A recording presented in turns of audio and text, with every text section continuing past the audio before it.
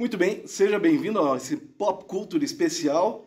Hoje estamos aqui com o nosso amigo Enéas Tavares, um amante da noite, um estudioso do oculto, um mestre da literatura, doutor em literatura clássica, certo? Certo. Eu acho que essa é a melhor apresentação que já fizeram de mim em toda a minha carreira. Muito obrigado, João. Um grande abraço à galera do Pop Culture, com um especial abraço aos amigos de Panambi. Um prazer estar aqui conversando sobre literatura e outros assuntos noturnos e diurnos também. Ó, já que estamos de dia, né? Hoje tem que ir pelos diurnos também. Então, hoje estamos aqui para falar um pouquinho sobre Brasiliana Steampunk, né? Quem é Enéas Tavares? Quem é Brasiliana Steampunk? Quem é Brasiliana Steampunk para Enéas Tavares? Quem é Enéas Tavares dentro de Brasiliana Steampunk? Né? Porque a gente sempre encontra o autor de alguma forma dentro da sua obra. Hoje vamos descobrir se Enéas Tavares é Solfieri, se ele é Benigno, se ele é Luizon. Hoje vamos descobrir. Ou Beatriz. Ou Beatriz. A Beatriz é autora? É uma possibilidade. É verdade? Então vamos lá, Enéas. Uma dúvida nossa é por que o steampunk? Da onde surgiu esse desejo por essas máquinas movidas a vapor, uma tecnologia de um tempo que não existia? Eu acho que é uma inquietação, Diogo, de autor iniciante que está pensando em qual gênero, né, de literatura ele vai produzir, ele vai fazer, né, a sua primeira criação. E eu tinha, lá por 2012, 2013, uns 10 anos, né, quando eu abri a gaveta e tirei aqueles contos, poemas, textos não finalizados, que todo escritor e escritora jovem tem, né? Um dos contos que saiu foi um conto intitulado A Lição de Anatomia, do Dr. Luizon, que na época era um conto policial, não tinha nada de fantástico, não tinha nada de steampunk, não tinha nada de ficção científica, não tinha essa Liga Extraordinária Brasileira, era um conto policial sobre um assassino em série e um investigador, né? E muito baseado lá na obra do Thomas Harris, do Hannibal, do Silêncio dos Inocentes, de outras obras do Harris que os nossos espectadores vão lembrar. Quando eu transformo esse conto, né, A Lição de Anatomia, numa novela e depois num romance, eu comecei a pensar algumas questões muito pontuais de mercado, né? Onde é que estava a literatura brasileira naquele momento? Eu sabia que, como um leitor de quadrinhos, como um consumidor de cultura pop, eu queria trabalhar com literatura fantástica, e a pergunta era exatamente qual tipo de literatura fantástica poderia vir ao encontro daquela história específica. E aí teve dois momentos assim definidores, né? Um deles é uma leitura ou uma releitura de um autor que é muito importante para mim, que é Alan Moore e a sua Liga Extraordinária. Numa conversa com um amigo, esse amigo disse assim: cara, como seria legal ter uma Liga Extraordinária com heróis da literatura brasileira. Mas eu não sou professor de literatura, disse o meu amigo Renan Santos, um abraço a ele, mas se eu fosse eu faria isso. Ou seja, está nas tuas mãos. Exatamente, né? Porque eu sou formado em letras, sou professor de literatura, tenho essa inquietação com leitura, formação de leitores, né? E essa ideia veio ao encontro de uma leitura que eu fazia na época de As Memórias do Escrivão Isaías Caminha, de Lima Barreto, e do Alienista, de Machado de Assis.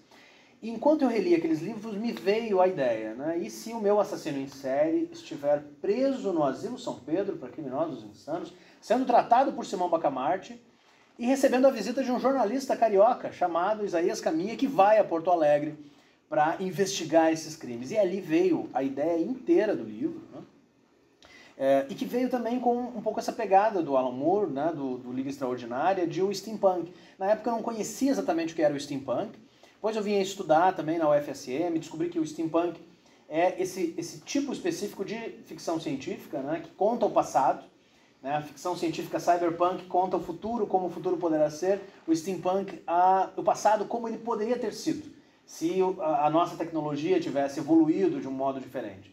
E todos esses elementos, Diogo, começaram pouco a pouco a fertilizar o que viria a ser, né, o meu primeiro livro, que é A Lição de Anatomia, um livro de literatura brasileira contemporânea, um livro de literatura fantástica contemporânea, e ao mesmo tempo um livro que recupera esses heróis, né, da literatura clássica.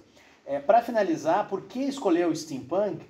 sim, né? Eu sempre adorei me imaginar vivendo no século XIX, pertencendo a sociedades secretas, estudando magia e também tecnologia, entre outros interesses da virada do XIX para o XX. E aí nasce também o Partenon místico, né? E toda aquela ambientação de pessoas muito bem vestidas, elegantes, né? E ao mesmo tempo máquinas que permitem viagem no tempo, secretários robóticos engraçadíssimos, né? Entre outros elementos aí de tecnologia que estão presentes nos livros de Brasiliana e Steampunk e também em outras das minhas histórias. Eu ficava curioso, eu ficava pensando por quê, né? Eu imaginava pequeno Enéas Tavares lá com enquanto, digamos assim, as crianças normais usavam a lata de azeite para jogar taco ball ou para estourar rojão dentro, eu imaginava o Enéas batendo aquela lata e tentando montar um robozinho com ela. Quase isso, viu? Quase isso. Eu não tentei montar robôs, mas eu tentava montar, assim, Batcavernas com caixas de papelão e Batmóveis com caixa de maisena, né? Porque eu sempre pedia para minha mãe toda a coleção, né? Os bonecos e os carros, e a mãe dizia, não, os bonecos a gente consegue comprar. Agora, o Batmóvel, a Batcaverna, a Mansão N, isso você vai fazer com caixa de papelão.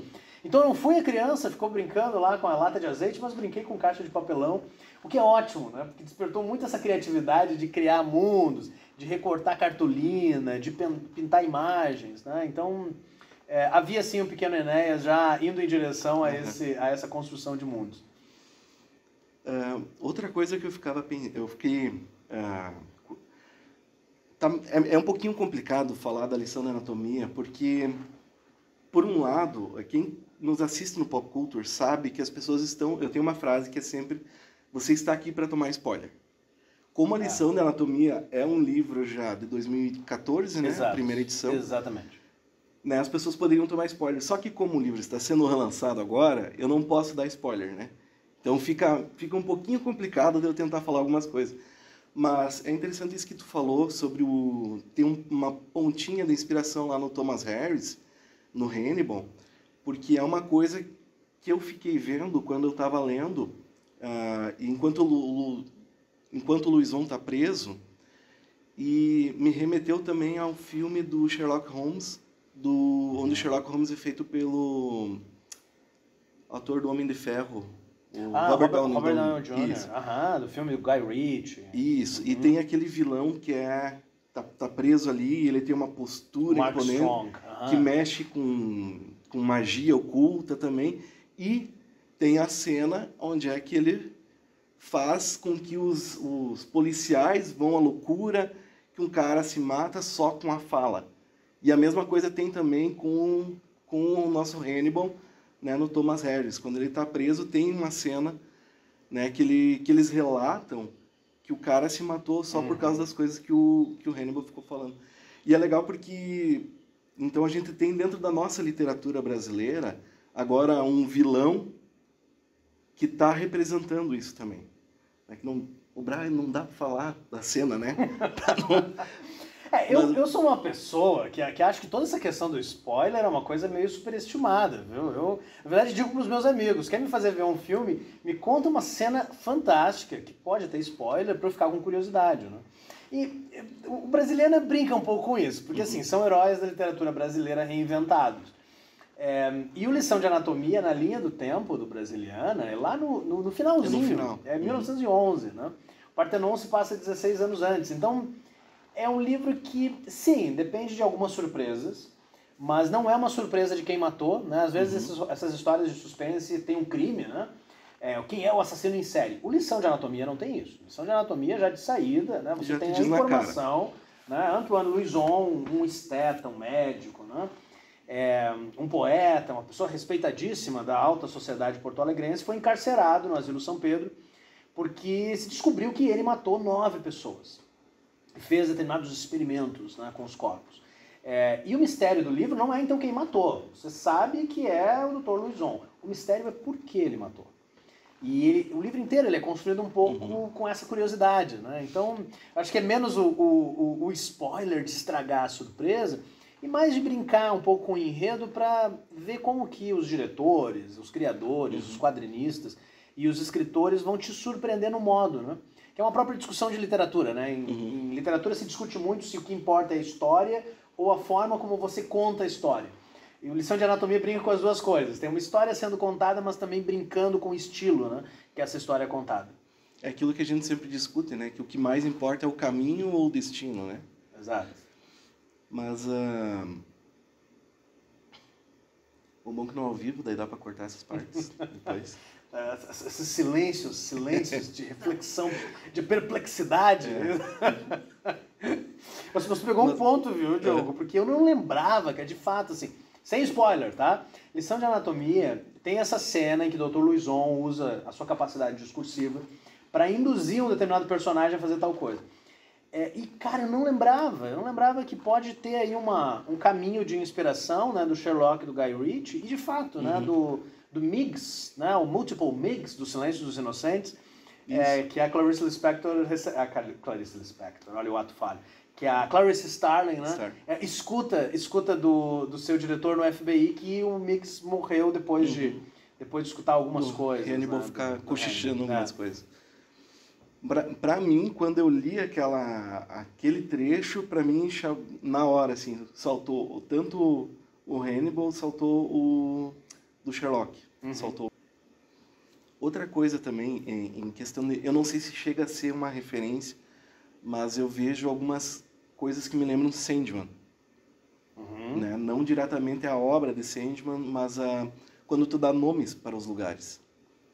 Né? Então nós temos o quê? Temos a Ilha do Desencanto, com a Mansão do Encanto, o Palacete dos Prazeres, e isso me remete de novo a Sandman, onde tem a Mansão dos Segredos, a Casa dos Mistérios, né?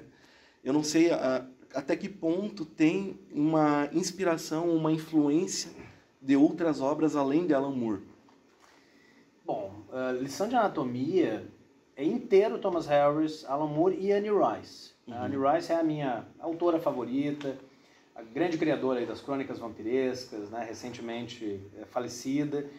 E eu acho que esses são os nomes mais... Tem uma coisa, né, do Lição de Anatomia da forma como ele descreve Porto Alegre dos Amantes. A mesma coisa em Partenon Místico. São 2 livros que são ambientados no sul do Brasil. Né, porque a Brasiliana também é um convite a gente repensar a nossa geografia. Eu acho que esse é o principal ponto, né? Até que ponto nós podemos sair de São Paulo e Rio de Janeiro, daquele eixo tradicional, e valorizar o nosso patrimônio histórico, do sul do país, do norte do país, do centro do país. E esses 2 livros são um pouco essa homenagem, né, a Porto Alegre, assim como o Guanabara Real, que é um outro projeto meu steampunk, com 2 amigos escritores aqui de Santa Maria, né, que é uma homenagem ao Rio de Janeiro, e assim por diante. É claro, né, Joe, que Neil Gaiman também está, né, em boa parte das coisas que eu escrevo. Sandman é uma grande referência, né? Os quadrinhos da década de 90, o início do selo Vertigo. Mas eu não sei se eu vejo uma referência tão grande a Sandman, especificamente. Né? Eu acho que eu estou pensando mais, sim, no construto imaginativo. Né? Eu acho que o que Sandman te dá, além da família de Perpétuos e daqueles personagens humanos ou não humanos que são fascinantes, Sandman te dá uma ambientação, né? Um lugar que você pode habitar imaginariamente. E as grandes séries literárias e quadrinísticas te dão isso. Né? Quem de nós já não se perdeu por meses nas searas da Terra-média de Tolkien, ou da Westeros de George R.R. Martin, ou nessa grande escola de magia, né? Hogwarts, criada pela Rowling. E um pouco da magia da literatura é você poder se mudar imaginativamente do lugar que você mora, da sua vida rotineira e banal, para esses lugares imaginativos. E acho que Porto Alegre dos Amantes é isso. Tá? Porto Alegre dos Amantes é um pouco um convite para a gente olhar para os lugares. Né? Se você for a Porto Alegre, a Ilha do Desencanto, né? Também conhecida como Ilha da Flecha, está lá. Você pode observar, você pode pagar, né, o passeio ali, né, de barco pelo Guaíba, e você vai passar pela ilha e é só uma ilha. Né? Mas no ambiente de Brasiliana, ou no ambiente da literatura, em que você pode imaginar o mundo como você gostaria que ele fosse, é essa ilha em que ali se reúne uma sociedade secreta. A inspiração para o Palacete dos Prazeres também é uma casa real. A casa, o Sobrado Luizon, né, é a casa da Coralie, né, logo na frente ali do Parque da Redenção. É também uma casa que você pode visitar, enfim. Né, então, Eu estava mais interessado ali em criar uma geografia literária e ficcional que você poderia visitar, passear, anotar no livro, né? E o que te ajuda também a redescobrir a cidade. Então, sobre um certo aspecto, sim, tem bastante Sandman no que diz respeito à ambientação, né? Mas também eu acho que há outros exercícios imaginativos que o Gaiman faz ali na sua obra, né? É muito legal essa brincadeira que tu faz com os nomes também, né? Porque, por exemplo, o sobrado lá da Coraline é na Redenção. Exato, E no Bosque da livro, Perdição. falado no Bosque da Perdição. Essa brincadeira com os nomes. Por quê? Porque trocar os nomes, né? Poderia ter deixado os nomes originais dos lugares. Porque é divertido. Porque eu acho engraçado a gente olhar para o mapa. É que tem uma coisa, né, para quem trabalha com patrimônio, e aí é um pouco difícil não entrar um pouco acadêmico, né, Diogo? O escritor está em todas as minhas aulas de literatura, assim como o professor de literatura está em todas as obras que eu escrevo, né? Quem trabalha com patrimônio está sempre interessado assim, nessa nossa capacidade de ressignificar os espaços que nós devemos habitar das nossas cidades. Como as cidades viram algo banal, especialmente em culturas como a nossa, a brasileira, que não valoriza muito, né, a cultura local, nós passamos por praças sem prestar atenção. Nós ignoramos os nomes das ruas, nós ignoramos as histórias das nossas avenidas, dos nossos parques, das casas que nós habitamos.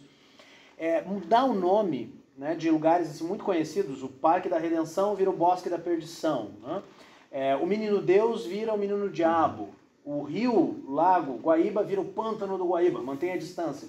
Quando você muda, né, esses pequenos detalhes, além de ser muito divertido fazer esse exercício imaginativo, né, que você mudaria na sua cidade, você chama a atenção do leitor para esses lugares reais. Então a pessoa passa pelo Parque da Redenção e para, mas esse aqui é o Bosque da Perdição, lá no universo, nunca tinha prestado atenção, tem uma árvore, tem não sei o quê. O próprio Parque da Redenção tem uma história muito interessante, né? Era um lugar, né, em que os escravizados se reuniam quando fugiam, né, dos seus proprietários no século XIX. Isso vai muito ao encontro também de um tema que me interessa muito, que é o tema da psicogeografia. É algo que o Alan Moore vai tratar nas suas obras, o próprio Neil Gaiman tem contos dedicados a isso, né?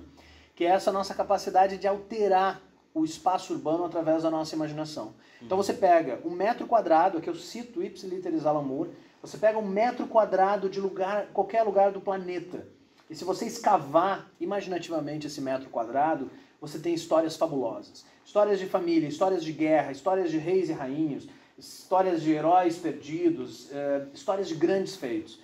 E Brasiliana e Steampunk, enquanto uma série fantástica de ficção científica, é um convite a gente fazer isso, né? Com Porto Alegre, com Santa Maria, com Panambi, com Curitiba, com Florianópolis, com Manaus, com todas as histórias que permeiam, né, as grandes cidades do nosso país.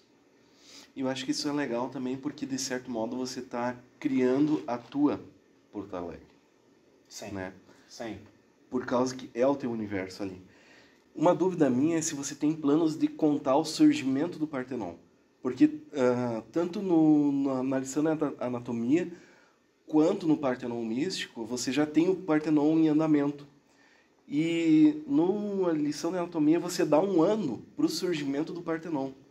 Né? Aí eu fiquei na dúvida. A gente vai ver esse Partenon se criar, um dia se formar, ver a primeira reunião do Partenon. Eu acredito que sim, né? Tudo depende dos leitores e das leitoras, né, adquirirem as novas edições da Dark Side. Esse é o momento jabá, Dark Side Books, né? Mas a resposta é sim, né, Diogo? Eu tenho outros planos, outras histórias, outros livros que eu quero escrever, mas Brasiliana, e o meu editor na Dark Side me falou isso, Brasiliana é um mundo tão amplo e tão rico que pode ser explorado com novas e novas histórias por um bom tempo. Né? Além dos livros, por enquanto, né, Partenon Místico e Lição de Anatomia, tem vários contos que eu já publiquei, alguns contos eu já estou escrevendo. Há um conto natalino, protagonizado por Luizon e Beatriz, que vai ser publicado pela Dark Side para esse Natal de 22, também em comemoração à edição de Lição de Anatomia. E talvez, se isso não resultar, né, a origem da primeira geração do Partenon Místico, se isso não resultar num livro, Diogo, certamente vai resultar, né, em uma noveleta, um conto expandido, né? Embora já existam algumas indicações aí nos contos já publicados. tem 2 contos com as investigações ocultistas de Zolfieri de Azevedo. E essas investigações se passam antes de 1892, que é a data de fundação do Partenon Místico. E ali já tem algumas dicas, né? Num dos contos mostra, né, o Zolfieri conhecendo o Louison, né? No próprio Lição já tem uma remissão de como Louison conheceu Beatriz.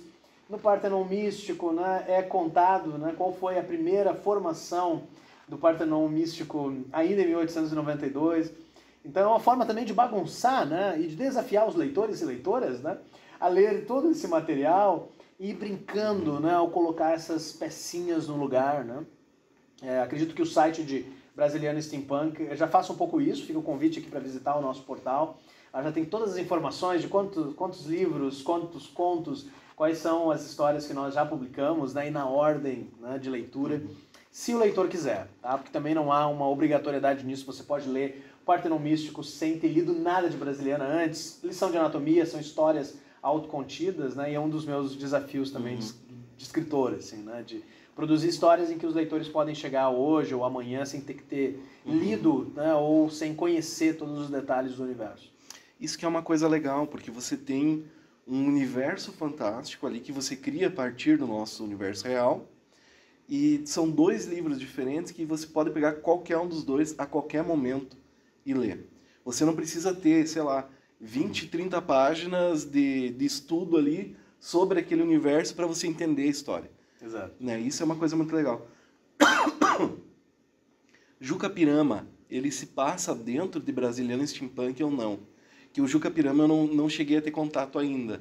Olha só, essa é uma questão polêmica, né? Outra questão polêmica é se Guanabara Real faz parte do universo de Brasiliana Steampunk.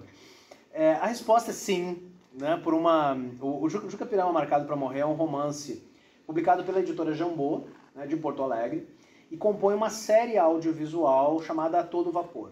A Todo Vapor é uma parceria minha, né, com um sujeito de nome Felipe Reis, que é o dono, né, da Cine Kings, uma produtora de audiovisual de São Paulo. E nós fizemos essa série audiovisual que é um crossover, né, entre os heróis de Brasiliana Steampunk e 2 heróis inéditos criados para a série, que é Juca Pirama, inspirado, né, no herói de Gonçalves Dias, e Capitu, inspirada, né, no grande Dom Casmurro lá de Machado de Assis.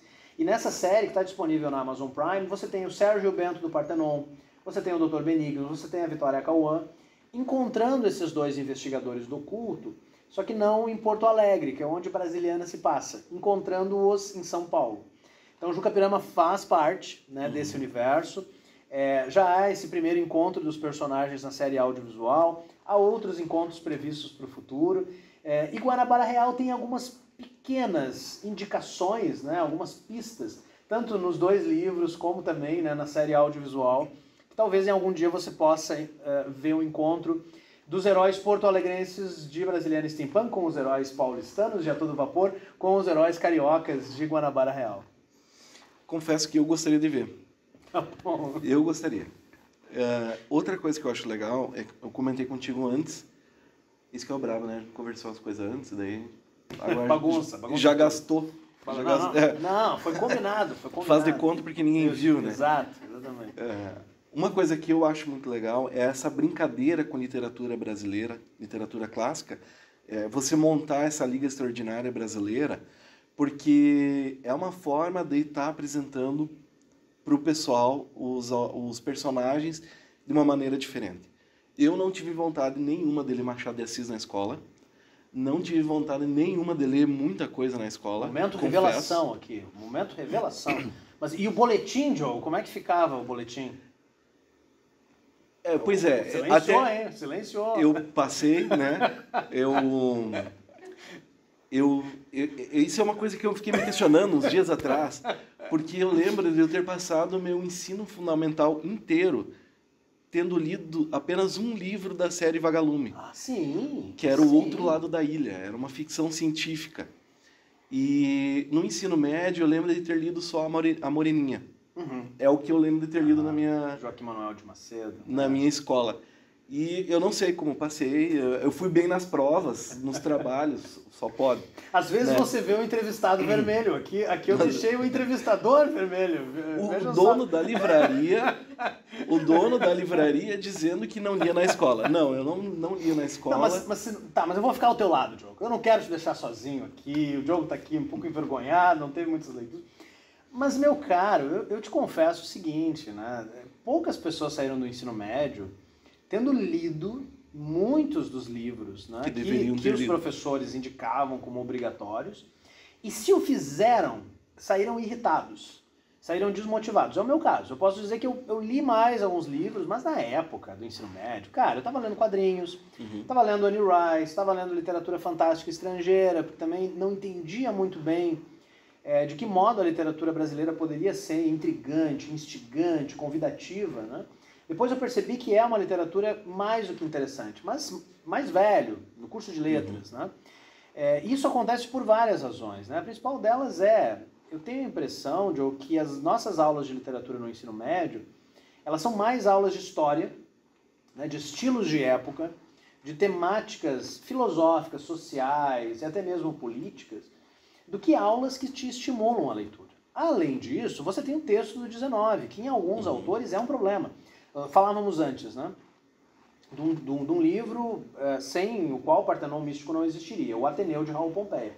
O Ateneu é um livro difícil para adultos, para pessoas que estudam literatura. Até hoje, eu amo esse livro, né, mas até hoje, quando eu leio o Ateneu, é um livro que eu leio relendo, porque tem frases longas, períodos descritivos, as visões de Sérgio, né? Uma dificuldade que eu já não tenho com o Cortiço, do Aloísio, que é um livro publicado praticamente no mesmo ano do Ateneu, mas que tem uma outra linguagem. É um livro mais veloz, é um livro mais vívido, né?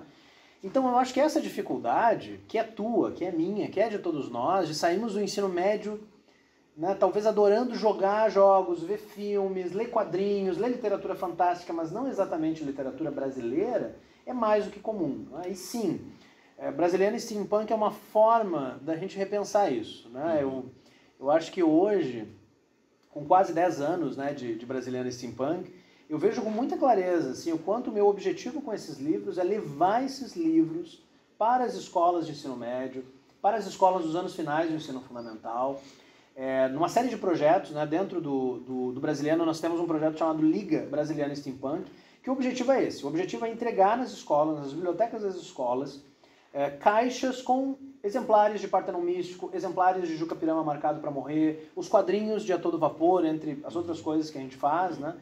E tudo isso em parceria com as editoras, porque as editoras também entendem que investir nos jovens leitores é não apenas fazer uma ação de impacto social imediato, mas garantir os leitores de amanhã.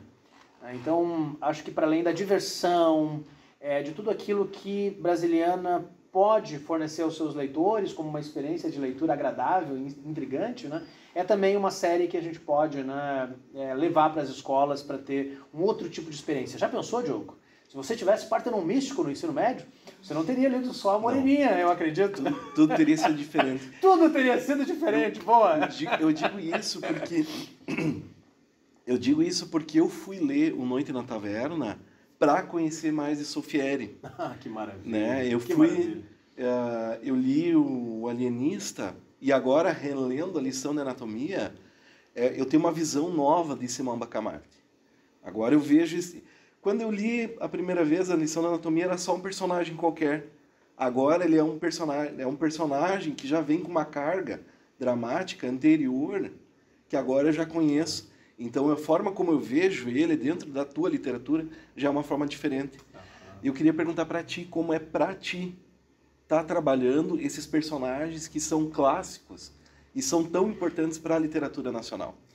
Eu confesso que escutar isso é a maior dádiva, né, enquanto escritor e criador de Brasiliano Steampunk, porque escutar que alguém está indo procurar Machado de Assis, Aloísio Azevedo, o nosso próprio Álvares, né, a base do nosso romantismo, porque ler o Brasiliana é a indicação, né, de que o propósito da série está indo numa direção muito legal, né? Teve a Comic Con Experience de 2015, eu acredito, em que a gente levou o Lição de Anatomia, tinha sido lançado, né, pela Leia, e um dos leitores que veio pegar autógrafo, ele trouxe junto, né, o exemplar dele do Alienista. E aí, é claro que eu não perderia a oportunidade de perguntar, mas o que você está fazendo com esse livro? E a resposta, Diogo, foi maravilhosa. A resposta foi, eu fui procurar a origem secreta de Simão Bacamarte, para entender melhor a lição de anatomia, como ele virou, né, esse alienista alienado, né, que comanda o Hospício São Pedro, né, com punho de ferro, né? E, cara, é isso. Imagina você poder transformar a nossa literatura brasileira, que é tão mal trabalhada ou desprezada em tantos contextos, uma coisa vibrante. Não, esse personagem, Vitória Cauã, que personagem interessante, uma médium indígena, né? Poxa, descobri aqui no Google que é um conto de Inglês de Souza, de uma obra chamada Contos Amazônicos, de 1890. Vou lá procurar esse conto, né, um conto em domínio público, para descobrir mais sobre essa personagem. Então, acho que é uma grande festa, assim, uma grande brincadeira para mim, né? No melhor sentido do termo, de brincadeira infantil, quando a gente fica assim, sentado no chão, né, criando mundos com os nossos bonecos. Só que no caso de Brasiliana, é com os autores e autoras que formam a nossa sensibilidade. E num país como o Brasil, que sempre deixa a memória meio de lado, né? E eu acho que reforçar isso através da literatura fantástica, que é uma literatura de entretenimento, voltada para público jovem, uma literatura de diversão, é fabuloso, né? Porque você acaba desconstruindo, pelo menos esse é o meu objetivo, aquela diferenciação entre alta literatura e literatura popular, tá? Que é uma diferenciação esdrúxula, na minha opinião, né? Não há essa diferença. Então é isso, confira as origens secretas, né, dos heróis e vilões de Brasiliana Steampunk, dos clássicos da literatura do século XIX. Tu já parou para pensar que agora essas obras se tornaram um prequel para a tua obra?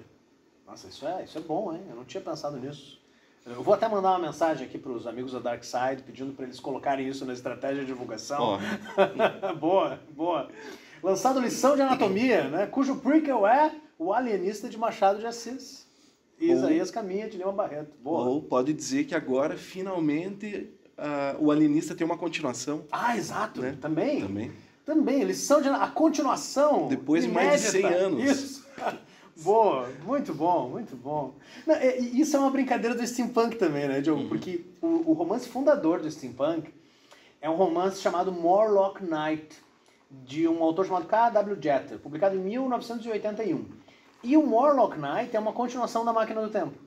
O que o Jeter faz é pegar a Máquina do Tempo, do H.G. Wells, e 100 anos depois, ou quase 100 anos depois, escrever a continuação. Então, tu tens toda a razão. Na verdade, isso era um segredo guardado a 7 chaves que o Diogo agora me revelou, me expôs, né? Um expose aqui no nosso bate-papo. Isso não foi combinado, né? Que tinha que ser mantido embaixo. Na verdade, se tu tivesse me falado que eu ia expor os meus segredos da minha ficção e da minha criatividade, eu nem teria aceitado esse convite. Agora todos sabem de onde saiu. Só um outro parênteses engraçado, né? Num outro evento, numa escola, uma aluna, né, por exemplo, perguntou assim, Enéas, qual é a sua opinião sobre fanfic? Porque tem escritor que não gosta. Alguém pode pegar os seus personagens para fazer histórias? Qual é a sua opinião sobre isso? E a minha resposta foi, olha, Brasiliana Steampunk sobre um certo aspecto é fanfic, é o meu fanfic da literatura brasileira clássica. Então, fique à vontade para fazer a fanfic da fanfic, porque, né, tudo que envolve história e imaginação está valendo. O que a gente pode esperar desse novo projeto gráfico da Lição de Anatomia? Para quem pega o Partenon Místico, já é uma obra de arte, né? E é muito legal, você pega o livro e tem o mapa das ilhas, você tem uma caracterização dos personagens, o que é claro que vai ajudar muito na hora que você vai ler a história e você vai imaginar eles. Para a Lição de Anatomia, na versão nova, a gente pode esperar esse mesmo tipo de projeto gráfico? Sim. E algumas surpresas, né? Afinal, estamos falando de Dark Side Books, essa editora que altera a forma como o mercado editorial vê o livro. Né? Sempre quando eu falo, né, com o editorial, eu sempre reforço isso. Né? A Dark Side traz para o nosso mercado editorial a percepção da experiência do livro, né? Da importância da gente olhar o objeto, tocar o objeto, mostrar o objeto, respirar o objeto. Né? Uma experiência que não temos como ter com o livro digital. Exato. Isso é muito bom. Exatamente. Isso é muito legal da Darkside para voltar, para trazer a gente para o livro físico de novo. É um convite, né, à experiência do livro, como nós não víamos há muito tempo. Né? Então, cada livro da Darkside, a meu ver, como um leitor, autor e fã, né, dessa editora, cada livro já é um acontecimento. No caso de Lição de Anatomia, nós temos algumas coisas bem interessantes. Né? O Lição ele se passa, então, 15 anos depois de Partenon Místico. Se trata de um projeto gráfico que lembra steampunk, que traz também mapas de Carl Philippe, como o Partenon Místico já trazia, né? Só que agora, além, né, do mapa dessa Porto Alegre de 1911, você tem o mapa, né, da reforma que Simão Bacamarte propôs para o Asilo São Pedro para criminosos insanos. Além de outras artes e ilustrações que o Carl Philippe fez, que os leitores terão acesso. Além disso, nós temos de novo ilustrações da Ana Luísa Keller, que é essa grande quadrinista de Porto Alegre, autora do Beco do Rosário, além de outras obras em quadrinhos, que já havia assinado as ilustrações do Partenon e que agora nos reapresenta os personagens mais velhos, alguns mais desgastados, outros mais maduros, outros mais charmosos, além de novos personagens, né, que Lição de Anatomia apresenta em contraste com o Partenon. Nós temos todo um cuidado gráfico, nós temos lá no final as referências literárias e, de novo, aquela surpresa, um QR Code que transforma a Lição de Anatomia numa experiência transmídia.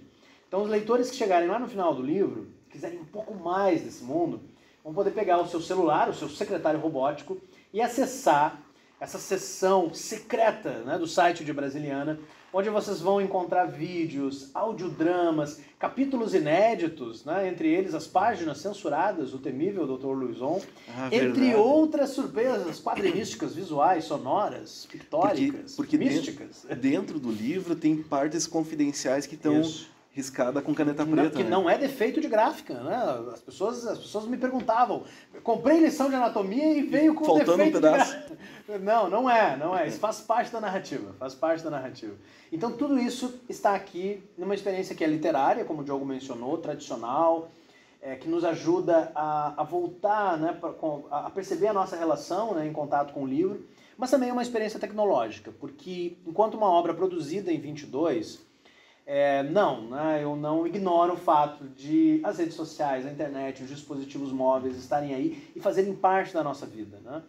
Uma outra coisa que nós conversávamos antes do nosso encontro, né, é a forma como um livro que trata de 1911 ou de 1896 faz referência ao Brasil de 2020 e do 2022 e não tem como ser diferente. Então, é também uma forma da gente experienciar a tecnologia, né, enquanto a gente acessa a história. Agora vamos para o momento das perguntas dos nossos ouvintes. Temos perguntas constrangedoras, perguntas inquisitórias. Tá. Como a criação e leitura de mundos ficcionais desenvolve a visão de nossa própria realidade? Isso é uma pergunta difícil, né? Agora foi o meu momento, né, de expressão reflexiva, assim, né? Eu acho que a literatura, diferente dela ser realista, dela ser fantástica, dela ser imaginativa, dela ser de ficção científica, de horror, de suspense, é sempre um convite a você olhar no espelho, né, da sua subjetividade e de reforçar essa subjetividade. Nós vivemos, não raro, numa sociedade em que a família, às vezes a religião, às vezes a escola, muitas vezes, anula, coíbe, diminui a nossa perspectiva de imaginação. Incentivar a leitura e se entregar à leitura é uma oportunidade de você se conhecer melhor as pessoas que estão ao seu redor e conhecer melhor o mundo, né? Sabendo que a possibilidade de você mudar esse mundo que está ao seu redor está nas suas mãos, como leitor, como escritor, como escritora, como pensadora, como alguém que de forma muito engajada vai tentar transformar o mundo num lugar melhor. E os livros, a meu ver, são ferramentas essenciais para isso. A criatividade é uma habilidade inerente da raça humana. Como autora, Inés Tavares, vê na atualidade o desenvolvimento de novos escritores e leitores desses universos ficcionais. Bom, é um grande momento para a nossa literatura. Vou falar especialmente, né, do que me comove mais, que é a literatura e literatura fantástica, né? Eu acho que nós temos um grande momento da nossa literatura nacional, né? Na própria Universidade Federal de Santa Maria, nós temos um projeto chamado Fantástico Brasileiro, que ele é um projeto voltado para universidades e escolas, e ele tem por objetivo revisar a história da literatura brasileira a partir do viés fantástico. Então é uma forma da gente convidar, né, professores e alunos de ensino médio a virem até a UFSM para uma exposição permanente em que você vai conhecer escritores, obras que tratam de ficção científica, alta fantasia, literatura de fantasia urbana, né, entre outros gêneros que os jovens leitores e consumidores da cultura pop adoram, né? E tudo isso é um convite à criatividade. Então eu acho que se você, né, que é leitor, que é leitora e que quer também, né, investir em novos mundos ou em novas histórias, projetos como o Fantástico Brasileiro, além de todos os autores que editoras, né, como a Seguinte, como a Dark Side, como a Jambô, como a AVEC, estão publicando, né, em 2020, 2022, tudo isso se torna uma grande oportunidade, né, para a gente poder ver a criatividade fomentando a nossa sensibilidade como leitores brasileiros. Quanto de filosofia e identidade humana os livros do autor desenvolvem seus escritos respondendo 3 perguntas. Quem somos? Para onde vamos? E por que estamos aqui? Todas as perguntas que foram simples aqui com o Diogo, agora virou uma inquirição. É quase o vestibular aqui. É quase aquela prova de concurso, assim, que você tem que... Excelente pergunta. Aproveito para mandar um abraço, né, a todos os espectadores, os leitores, né, que enviaram aí as suas inquirições, né, para esse nosso bate-papo. Eu acho que toda a literatura responde essas 3 perguntas. Essas 3 perguntas, elas são a base, né, da sociedade ocidental, né, se não a base de tudo aquilo que nos caracteriza como espécie humana, né, para além dos ocidentes e dos orientes, né? Então toda a literatura tem esse potencial. A literatura que trata, né, de amor, que trata de paixão, que trata de investigação, de crime, de morte, né, toda ela tem na sua gênese esse convite a nós pensarmos quem somos, né? Isso desde o Édipo Rei de Sófocles, né, que é a base da psicanálise do século XX, que é uma obra trágica, considerado o primeiro enredo de crime e mistério, né, do Ocidente, cuja pergunta principal é: quem é você? Então toda a literatura, fantástica ou não, faz essa pergunta. E ao responder essa pergunta, ou a nos ajudar a responder essa pergunta, quem somos nós vamos em direção às outras 2, né? Onde nós estamos, para onde nós vamos, enquanto indivíduo, enquanto família, enquanto grupo de amigos, enquanto pessoas, né, que dedicam a sua vida aos livros, seja ensinando, escrevendo, vendendo, divulgando, né, Diogo? Sempre apontando, né, para essa possibilidade dos livros nos indicarem um futuro mais luzidio, né, do que o nosso assombrado, assombroso e sombrio presente. Gostaria de saber quais métodos ele utilizou para divulgar o trabalho e o que fazer para alcançar o maior público possível. Essa é uma pergunta bem interessante, porque às vezes quando nós estamos no começo da carreira literária, né, nós pensamos que a publicação do livro é o ápice, é o fim, né, desse grande percurso. Não, quando o meu livro estiver publicado, tudo estará resolvido. Quando saiu da prensa, já vai direto para a mão do pessoal. Exatamente. E de saída, a primeira coisa que você aprende é que, na verdade, assim, publicar o livro é muito importante, mas ele é, digamos, um 3º, 4º passo de uns 20 e tantos passos que envolvem a carreira artística, né? E isso não é uma exclusividade da carreira artística. Toda a carreira ela funciona assim. Não existe um sucesso imediato em nenhuma carreira, né? Você vai a cada dia, a cada semana, a cada mês, a cada ano, fomentando aquilo que você faz através de contatos, através de novas mídias, através de novas estratégias de divulgação. No caso da literatura, falando especificamente, tem um primeiro elemento que é a sua relação com as redes sociais, né? Se você mora no interior do Brasil, né, que é o meu caso, moro em Santa Maria, no Rio Grande do Sul, existia aquela inquietação, né, de que para trabalhar com arte você precisa ir para o Rio e para São Paulo. Centro. Algo que a internet e as redes sociais diminuíram enquanto uma obrigatoriedade, né? Desde saída, ainda na lei, eu fui informado: olha, se você estiver nas redes sociais, isso já ajuda, né, a divulgar a obra. E é claro, está presente em alguns eventos como Bienais, Comic Con Experience e outros, né? Tudo isso vai estabelecer uma certa rede, né? De novo, como toda profissão, a seara literária é uma rede de contatos, né? Os editores que você conhece, os autores em quem você confia, né? Aqueles parceiros divulgadores que vão te auxiliar, né? A conversar sobre o que você faz e indicar a sua obra. Os livreiros, que são seus parceiros nas livrarias. Os bibliotecários, que são seus parceiros nas escolas, nas bibliotecas municipais. Então, todas essas pessoas têm a ver com a divulgação e com esse objeto, o livro, chegar no seu leitor, né? Um outro equívoco, além de, publicou o livro, está tudo resolvido. Literatura é uma coisa solitária. Sim, literatura é algo que você faz sozinho, mas sozinho entre aspas também, né? Conversávamos antes sobre falar com os mortos. Toda a escrita literária é uma conversa com os escritores e escritoras que vieram antes, então não é exatamente sozinho. E depois que o livro sai, não é algo sozinho mesmo, porque você precisa dos leitores, você precisa dos editores, você precisa dos livreiros, das pessoas que vão divulgar a sua obra. Então eu acho que essa compreensão, se eu posso resumir, né, esse assunto que é bem complexo e mereceria talvez uma oficina de 4 horas, como divulgar o seu livro, né? Mas se eu pudesse resumir em um aspecto seria, não acho que é um trajeto solitário. É um trajeto coletivo, e que bom que é coletivo, porque significa aprendizado, significa que você está diariamente, semanalmente, conhecendo novos amigos ou reencontrando velhos conhecidos, né? E que bom que seja isso, né? Eu acho que a nossa vida ela já é cerceada de solidão.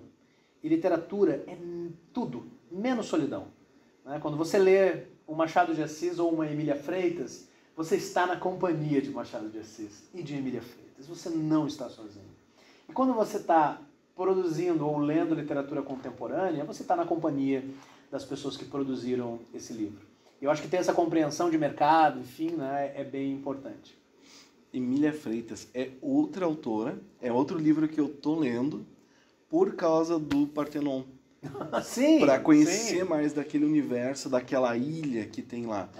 E isso me chamou muita atenção por causa do quê? A gente tá sempre olhando para fora. Né? A gente, eu quero ler um livro sobre bruxa, preciso ler alguma coisa de um autor, sei lá, europeu, um norte-americano, alguma coisa assim. E de repente eu descubro que no final de 1800 existe um livro sobre uma feiticeira que está lá no meio no Brasil. Exato. Cara, então isso é uma coisa que é muito legal dos teus livros, tá retomando e trazendo a gente de volta para o brasileiro. Para a gente estar voltando para olhar a nossa cultura, para ver a riqueza que a gente tem e muitas vezes passa despercebido e a gente acaba esquecendo. Justamente porque na escola a gente é obrigado a ler certas coisas. E essa questão do obrigado é o que nos complica, né?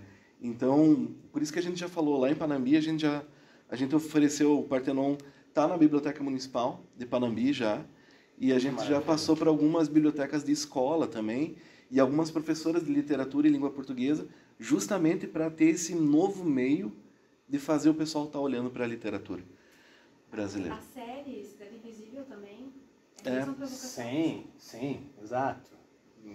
Escrita pelo Rafael Dracon, pela Carolina Munhoz, que são grandes nomes também da nossa literatura brasileira. Para nós encerrar, eu pergunto, Enéas Tavares, quando você coloca o teu olhar mergulhando dentro do universo de Brasiliana Steampunk, atravessando o espelho de Partenon Místico, quem você vê? Eu acho que todos os personagens, essa é a resposta tradicional, né? Para fugir para não se entregar. Todos os personagens são partes de mim. Sim. Não deixa de ser. Tem o Enéas meio melancólico, solitário, que é o Zolfieri, né? Tem o Enéas um pouco aventureiro, assim, que é o Bento. Tem o interessado em misticismo, que é a Vitória, né? Mas para falar pontualmente, em Lição de Anatomia, o personagem que mais me comove é Beatriz de Almeida de Souza, né? Que é essa mulher preta, sem família, que chega em Porto Alegre no final do século XIX com um sonho de ser escritora. Numa cidade que é patriarcal, que é machista, que é misógina, que é preconceituosa. E uma mulher que, como tantas outras mulheres, no século XIX, cria uma identidade masculina para poder produzir os seus livros, né? Que é o Dante D'Agostino. A parte da Beatriz no livro, né, a sessão em que ela vai contar, né, a versão dela dos fatos, foi a última parte que eu escrevi antes de mandar, né, para o concurso da lei ainda em 2014. E é até hoje, né, no caso de lição de anatomia, a parte que mais me emociona. É uma parte sobre aprender a ler, é uma sessão do livro sobre a importância da literatura para te dar força, para te dar as energias necessárias que vão te fazer sobreviver num mundo violento, num mundo preconceituoso, num mundo desafiador. E sim, tem uma partezinha de mim em cada um dos habitantes de Porto Alegre dos Amantes, mas quando eu vejo Beatriz e Dante D'Agostini, é claro que se encontra, aí sim, o Enéas menino, que sonhava em ser escritor e trabalhar com literatura, né? Então acho que Beatriz é certamente, né, a Beatriz personagem... Hã? Beatriz te define. Sim, me define. Com todas as implicações disso. Eu sou Isaías Caminha. Sim, exato. Né? Não tem como eu não ser Isaías Caminha, porque o universo está me sendo apresentado através de Isaías. Exato. Mas eu me vejo Isaías da mesma forma. Como para ele vai surgindo esse universo e de repente vem um convite. Você quer fazer parte? Eu entraria junto. Eu entraria junto. Maravilha. Então, Enéas, muito obrigado mais uma vez por aceitar estar aí com a gente, fazer essa conversa gostosa sobre literatura, sobre a tua obra. Agradeço, tu estava falando da Darkside, como a Darkside faz um trabalho primoroso. Quando a Darkside surgiu no Brasil, eu comecei a ver as primeiras obras que eles foram lançando, eu vou colecionar Darkside. Tudo que a Darkside lançar, eu vou pegar. E assim eu fui. Até chegar uma hora que, de repente, eles começaram a lançar muita coisa.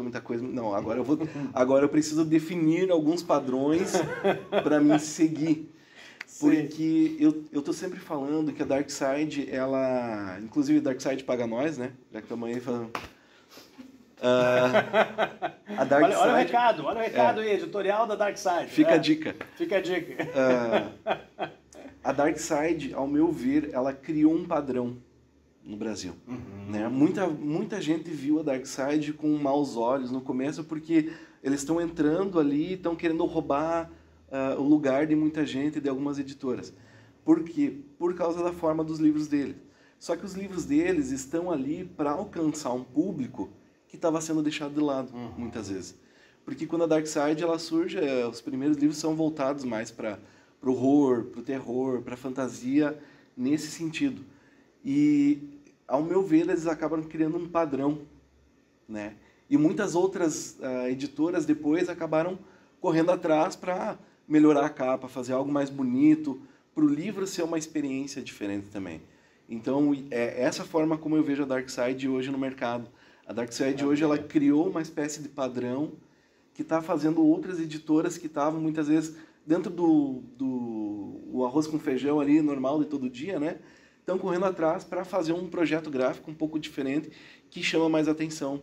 Nós temos aquele ditado de nunca julgar um livro pela capa, mas isso é impossível, porque a primeira coisa que você vai ver é a capa. E há também um outro ditado que diz que você compra o livro pela capa, né? E no caso da Darkside, você compra pela capa, pelo conteúdo, pelo projeto gráfico, pelas surpresas, pelos brindes que vem, né? Inclusive o Parthenon ganhou um prêmio, né? Sim. Por causa do projeto gráfico dele. Isso. O Parthenon foi finalista do Jabuti de Literatura de Entretenimento e ganhou o melhor romance de ficção científica do prêmio Odisseia e também melhor projeto gráfico. O prêmio Odisseia também. Então, se você quiser ler uma literatura diferente, nacional, vai de cabeça aí no Parthenon e, bom, já tem prêmio, já diz que é bom. Sim, né? sim. É da Darkside, você sabe que vai ter um livro bonito. Aí quando você começar a ler a história, você vai ver que a história é boa também. Então você só tem a ganhar. Qualquer um dos livros da área da brasileira steampunk. E agora a gente sabe que isso é um universo que está se expandindo, que vai se encontrar... Eu tô dizendo que vai. Pronto. Parthenon Místico... Foi definido aqui agora. Parthenon Místico em algum momento vai se encontrar com Guanabara Real, a todo vapor, toda a galera vai se juntar em alguma história. Tá bom. Tá lançado. Agora é contigo, da mesma forma como foi dito para ti uma vez, que seria legal ter uma Liga Extraordinária Brasileira, né? Estou dizendo aqui, eu não escrevo, hoje eu não tenho nada publicado, eu não sou professor nem nada, né? Eu sou um mero livreiro, né? Mas tá largada a ideia aí. Tá bom. Pegarei a ideia e sairei com ela, Diogo. Muito obrigado. Queridos, um abraço a todos vocês, espero que tenham gostado do papo. E em breve estaremos juntos falando sobre Brasiliano Steampunk e outros assuntos que envolvam literatura, cultura pop. Ótimo. Agradecemos a sua presença, a sua paciência, a sua audiência e até mais.